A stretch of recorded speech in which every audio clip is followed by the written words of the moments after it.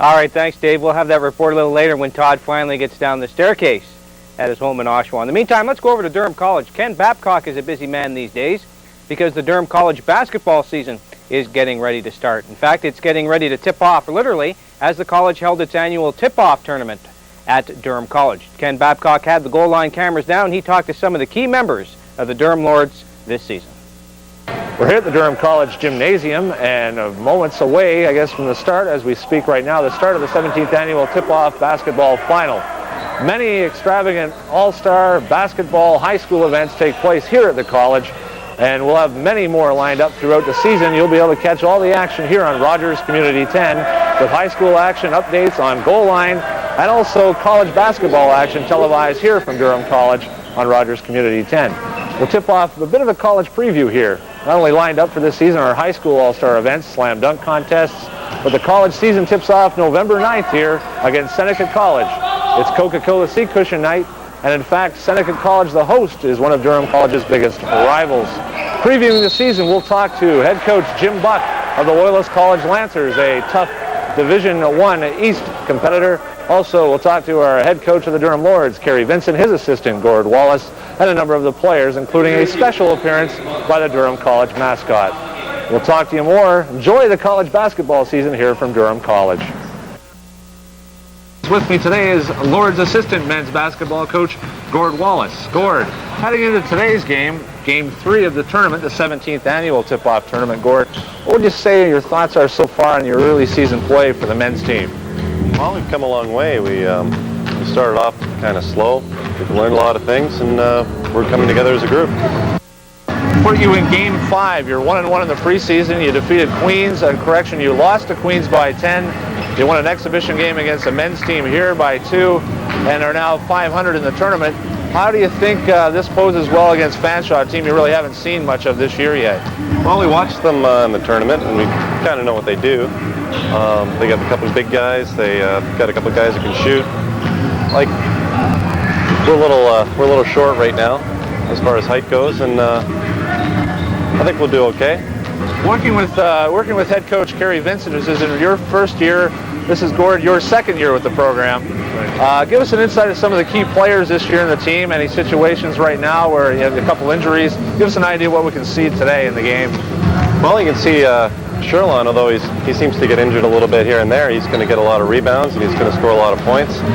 We're going to see Patrick Johnson score a lot of points, and he's going to lead the team in assists. And Justin, of course, he's our point. Justin Fontaine, last year's OCAA leading scorer. He's moved to point guard, and he's going to control the offense. Yeah, that's terrific. Gord, with a record of 6-10 last year, the Lords just barely missed the East Division playoffs. The new format this year with the college is now broken into 2 conferences, East and West. We won't see Fanshawe during the regular season. However, give us an idea of what your goals are, both you and Coach Vinson, this year for the squad as they head into the 1993 season. Well, our goal is to do well enough to make it in the playoffs, and when we get to the playoffs, then we'll have a new goal. Terrific. Season starts November 9th. Seneca's in town, and in fact, Seneca will be playing as we speak in the final a little bit later on tonight. Before we go, Gord, your prediction for the Lords this season? Well, I think that we're going to get to the finals, and like I said, that's my immediate goal, and I don't know how we're going to do that day. Terrific. With me is head coach Kerry Vinson of the Durham College Lords, and in his first season with the Lords here is now sitting with his team looking at a finish in the hopefully the consolation final of Durham College tip-off tournament. Looking forward to the 93 season, Vincent joins a squad who was 6-10 last year. Kerry, what can we look for a little bit from your basketball squad as we head into the season? I think we're going to be a defensive team that is always hustling on defense, pressing team, trying to use quickness, and on offense, trying not to commit a lot of turnovers. Now, obviously, Coach Vinson and Durham College has been struck with the tragic death of one of their basketball athletes, not only a friend of Kerry Vinson, the head coach, but a friend to a lot of people. And the team has had to overcome and try to deal with that this season. And Coach Vinson, it's not an easy thing. Coach Vinson, not an easy thing to get through, obviously. How has the team reacted? I think people are still pretty upset, and it's going to take half a season maybe for us to adjust to not having Ian here, if we can in fact do it by then. I'm hopeful we can. Obviously, and the person we speak of, a very respectable person, Mr. Ian London, who was killed tragically in a car accident this past September. Moving on to the 1993 season, Brad Robinson, a player transferred from Canada College with Coach Vinson as well and played under Coach Vinson. Brad is out right now with a knee injury. What can we expect for him? Well, he had surgery on his knee a couple weeks ago, and I hope that he's going to be able to resume playing sometime next month. And we certainly will miss him until then. Of course, with a new lineup, returning guard Justin Fontaine, the scoring champion from last season.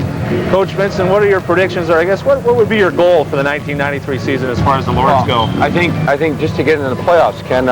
Durham has never been in the playoffs since the league went to the Division I format.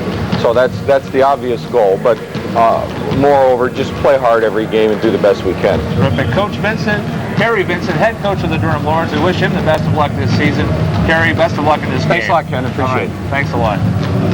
Here again at the gymnasium, Brad Robinson, center and OCAA All-Star from a year ago.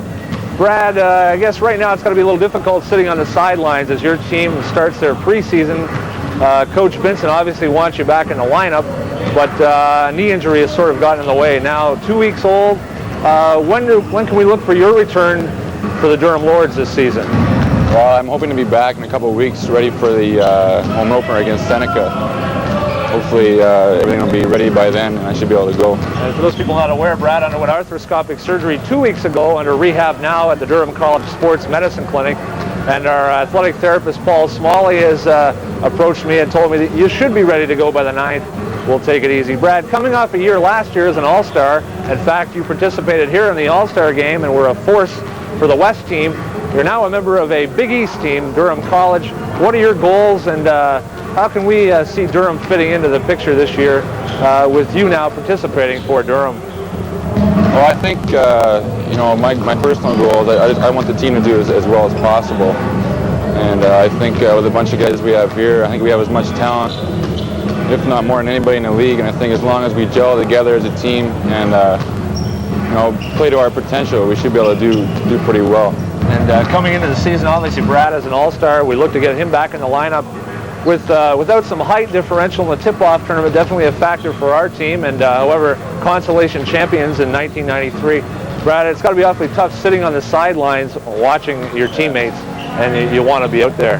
Yeah, that's for sure. I mean, we didn't play too well the first 3 games, but the guys really came together in this consolation final, and it's just a sign of things to look forward to. And just when I get back in there, I hope to be able to help the team as much as I can. Well, Brad, it's going to be exciting. November 9th is the home opener, Coca-Cola Sea Cushion night here at Durham, and we'll look forward to you gracing the court, our brand new court here at Durham, and we look forward to seeing you back healthy and on the court. Okay, thanks very much. Thanks, Brad.